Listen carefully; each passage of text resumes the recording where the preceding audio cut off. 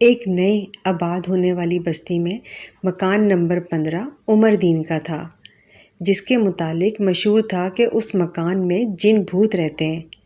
اس محلے میں 30 مکانات تھے۔ عمر دین نے مکان پر رنگ و روغن کروا لیا تھا۔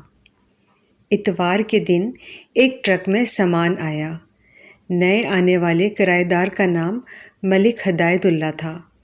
ملک صاحب نے دوسرے دن ایک گائے ذبح کر کے تمام گوشت پورے محلے میں تقسیم کر دیا۔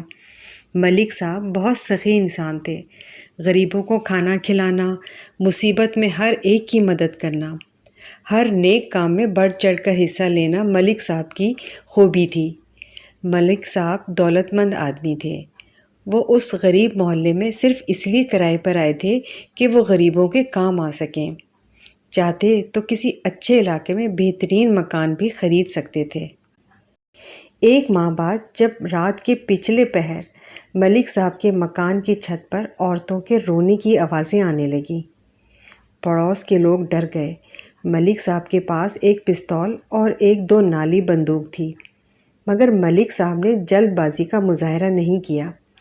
ملک صاحب سوچ رہے تھے کہ صرف رات کو ہی بھوت مکان کی چھت پر آ کر شور مچاتے ہیں، مکان کے اندر کمروں یا صحن میں کیوں گھومتے پھرتے نظر نہیں آتے؟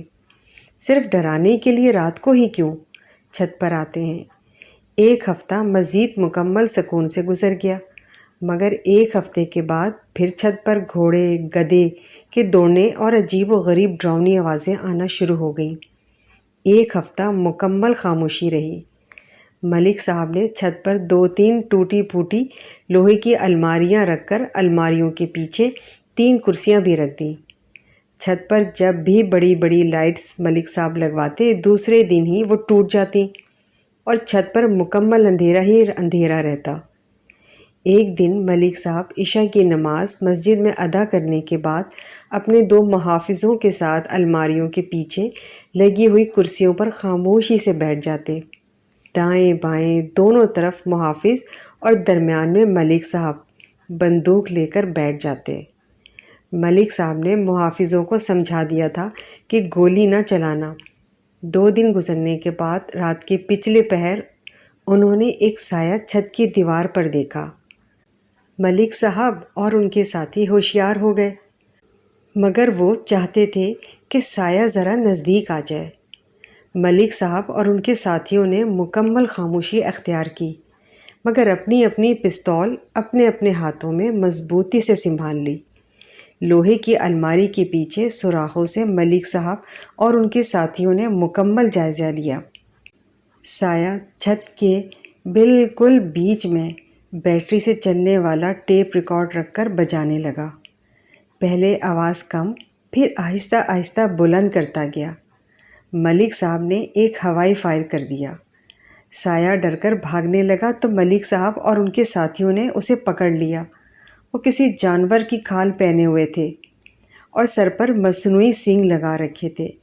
ملک صاحب نے خفیہ لائٹس روشن کی تو دیکھا کہ وہ کوئی آدمی تھا۔ ملک صاحب نے اسے پکڑ لیا اور نیچے کمرے میں لے آئے۔ وہ آدمی تھر تھر کانپ رہا تھا۔ ملک صاحب نے کہا، میں تم کو جان سے مار دوں گا، مجھے اصل بات بتاؤ، تم کون ہو اور کیا چاہتے ہو؟ اس نے ہاتھ جوڑ لیے اور بولا، میں آئندہ ایسا نہیں کروں گا، مجھے معاف کر دیں۔ اس نے مزید کہا، وہ عمر دین کا رشتہ دار ہے اور کسی بات پر ان سے لڑائی چل رہی ہے۔ ہم یہ مکان اس سے کرائے پر لینا چاہتے ہیں، لیکن عمر دین کی ضد ہے کہ وہ ہمیں نہیں دیں گے، لہٰذا ہم ان کے کرایہ دار بھگانے کا یہ طریقہ اختیار کیا تھا۔ اس نے ملک صاحب سے درخواست کی کہ وہ اس بات کا تذکرہ کسی سے نہ کریں، ہماری عزت کا خیال کریں، ورنہ ہم بہت بدنام ہو جائیں گے۔ ملک صاحب نے کہا، تم فکر نہ کرو، میں کسی سے بھی اس بات کا ذکر نہیں کروں گا اور تمہارا مسئلہ حل کرنے کی کوشش کروں گا۔ ملک صاحب نے اسے گھر جانے کی اجازت دے دی۔ دوسرے دن ملک صاحب نے عمر دین کو بلایا اور انہیں سمجھایا کہ رشتوں کا احترام کرنا چاہیے، اتحاد میں بڑی برکت ہے۔ آپ کے جو رشتہ دار آپ سے یہ مکان کرائے پر لینا چاہتے ہیں، میری ضمانت پر آپ انہیں دے دیں۔ اسی گلی میں ایک اور مکان خالی ہو رہا ہے، میں وہاں منتقل ہو جاؤں گا۔ اپنے اس رشتہ دار سے اختلاف ختم کر دیں، اسی میں اللہ برکت دے گا۔ دوسرے دن ملک صاحب نے دونوں خاندانوں کو اپنے گھر بلایا اور ان کی صلح کروا دی۔ عمر دین کے رشتہ دار ملک صاحب کے اس سلوک سے اتنے متاثر ہوئے کہ انہوں نے کہا کہ ہمیں خوشی ہوگی کہ آپ اسی گھر میں رہیں۔ عمر دین سے صلح ہو گئی، یہی بات سب سے اچھی ہے۔ ملک صاحب نے بھوت والے قصے کا ذکر کبھی کسی سے نہیں کیا۔ جو دوسروں کے عیب چھپاتا ہے، اللہ بھی اس کے عیب چھپاتا ہے۔